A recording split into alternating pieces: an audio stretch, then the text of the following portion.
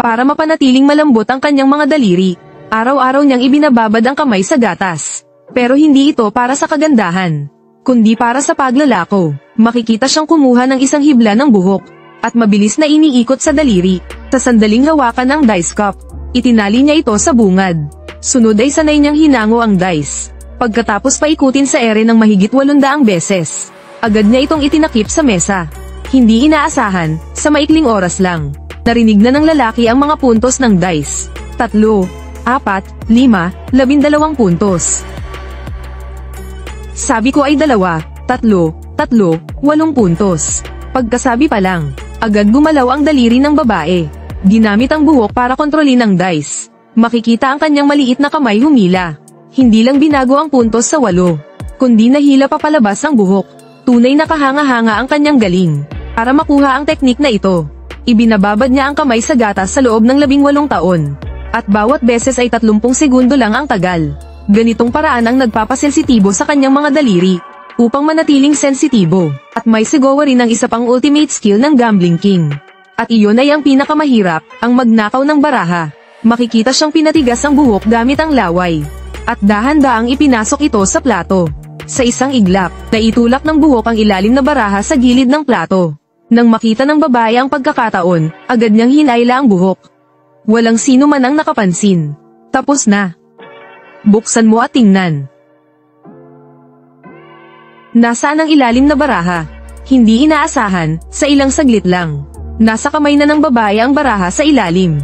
Pero ang pagkuha ng baraha ay kalahati pa lang. Ang pinakamahalaga ay ang maibalik ito.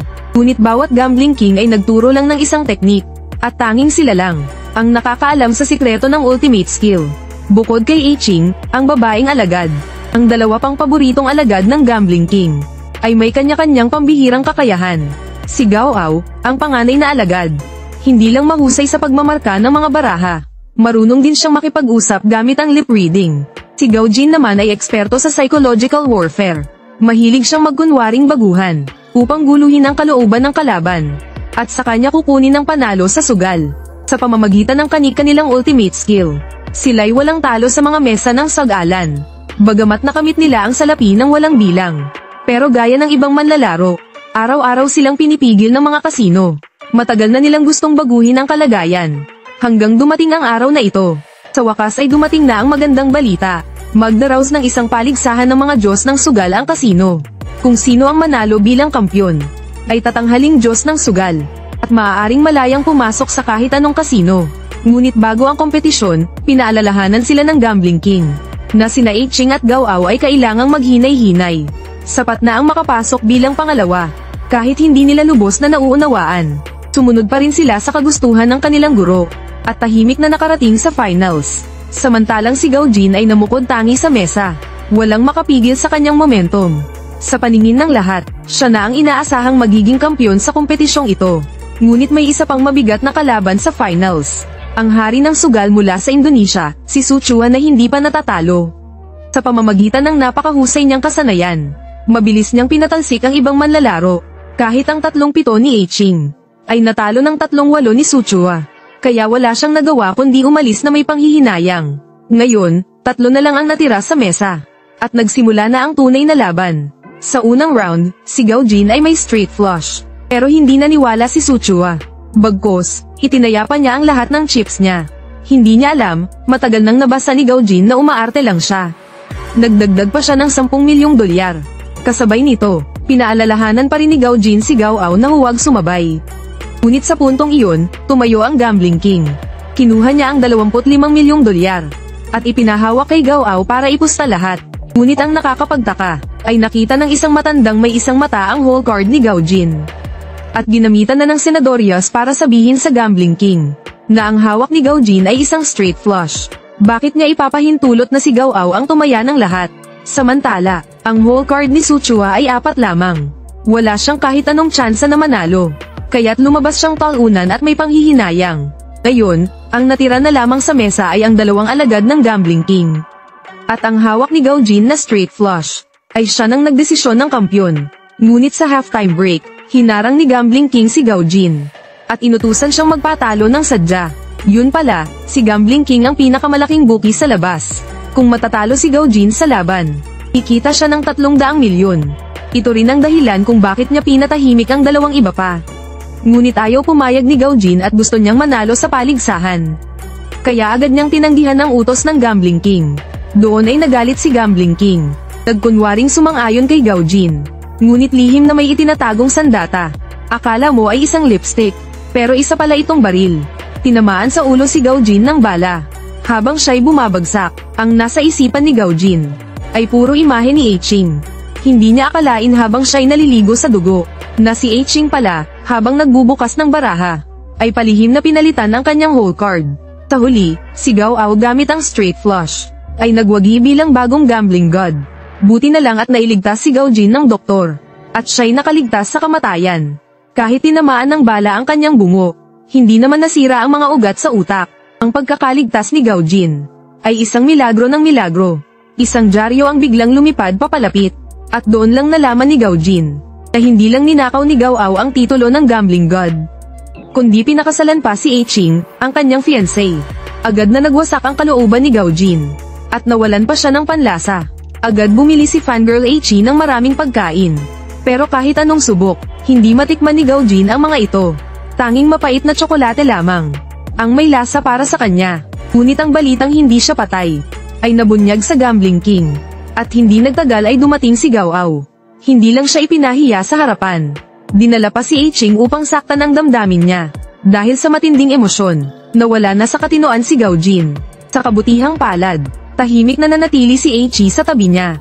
Hindi lamang siya inalagaan ng maayos, kundi palagi rin siyang pinalalakas ang loob. Lumipas ang mga taon, at unti-unting bumalik sa normal si Gao Jin. Sakto naman at nalalapit na ang World Gambling God Tournament. Nagdesisyon siyang bumalik sa eksena bilang kinatawan ng Australia upang muling bawiin ang titulo ng Gambling God para kina Gao Ao at Gambling King. Si Gao Jin ay isang malaking balakid, kaya't nagpadala si Gambling King ng isang mamamatay tao na aatake kay Gao Jin sa gitna ng gabi. Sa gitna ng labanan, ginawang hostage ng mamamatay tao si Ching, at pinilit si Gao Jin na lumabas at ipagpalit ang kanyang buhay sa harap ng babaeng mahal niya. Nagdesisyon si Gao Jin na isakripisyo ang sarili. Sa mismong sandaling papaputok na ang baril, isang dart ni Long Wu ang damapo, at tumama sa palad ng mamamatay tao. Ngunit si Ching ay nadulas, at nahulog mula sa ika-18 palapag. Nagdulot ito ng permanenteng pinsala sa kanyang gulugod, at naging isang comatose patient. Lubos na nalungkot si Gao Jin, at ikinulong ang sarili sa silid araw-araw, hanggang sa dumating ang araw ng paligsahan. Doon lamang siya lumabas ng kwarto. Ipinorma ni Gao Jin ang likod ng buhok gaya ng gusto ni Ching. Sa pagkakataong ito, dumating siya upang magpaalam kay Ching. Personal niyang pinatay ang oxygen tank, dahil minsang sinabi ni Ching na mas pipiliin niyang mamatay kaysa manatiling nakarete habang buhay. Ngayong pinutol ni Gao Jin ang lahat ng emosyonal na tali. Wala na siyang alalahanin, kaya't hindi na siya madidistract sa kompetisyon. Kailangan niyang mabawi ang titulo ng Gambling God, at personal na ipaghiganti si Ching. Ngunit hindi niya alam na matagal nang naghanda si Gambling King ng isang matandang may kapangyarihan na magnanakaw ng kanyang whole card sa laban. Sa itong matandang may supernatural power, kaya niyang makita agad ang whole card ni Gao Jin, at pagkatapos ay magbibigay ng senadoryas kay Gambling King. Matapos matanggap ang signal, ipapasa ni Gambling King ang senadoryas kay Gao Ao. Sa ganitong paraan, tiyak nilang makukuha ang kampyonato. Pero kahit ganoon, tag 10,000 lang ang naipapanalo ni Gao Ao kada round. Dahil si Gao Jin ay naglaro ng higit 20 rounds, at sa bawat isa ay nag-fold lang siya. Kaya halos mabulag na ang matandang iisa ang mata. Agad siyang kumuha ng pandikit upang protektahan ang paningin. Habang lumilipas ang oras, isa-isa nang nalalaglag ang mga kalahok.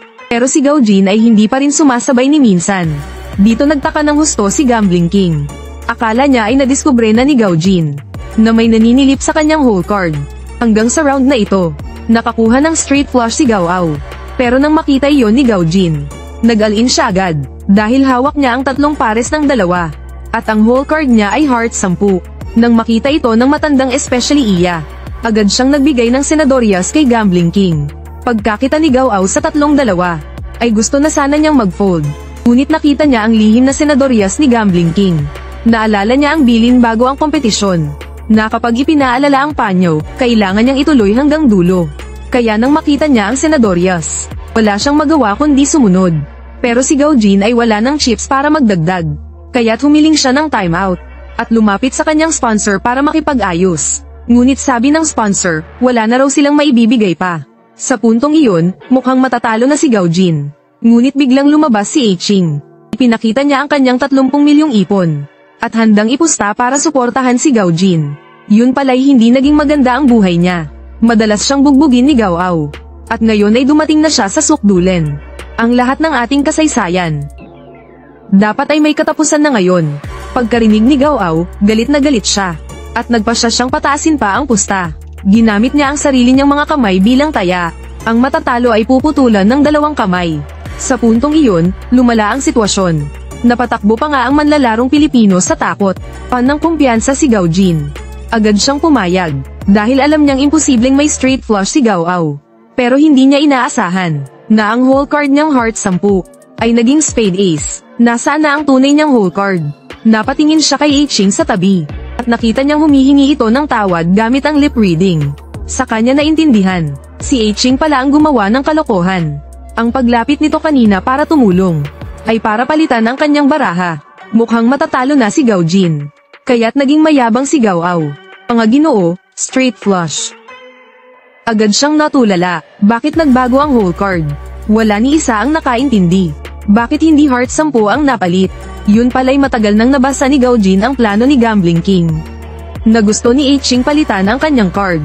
At gusto rin ng matandang especially iya na silipin ang whole card niya. Alam na niya lahat ng iyon. Ang nakita ng matanda ay isang sulok ng barahang tago sa kanyang singsing. Kailan may hindi heart 10 ang kanyang whole card?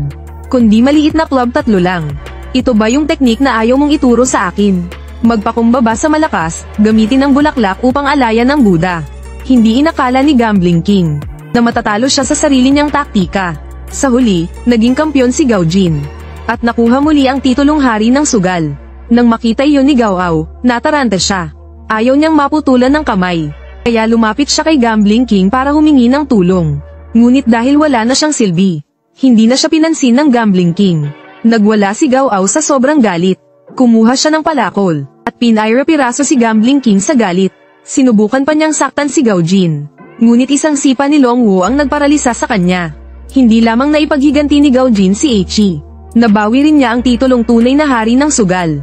At sumikat sa buong mundo. Sa huli, isang paalala. Naway umiwas tayong lahat sa pagsusugal. Maraming pamilya ang nawasak dahil dito. Dahil 9 sa 10 sugal ay pandaraya.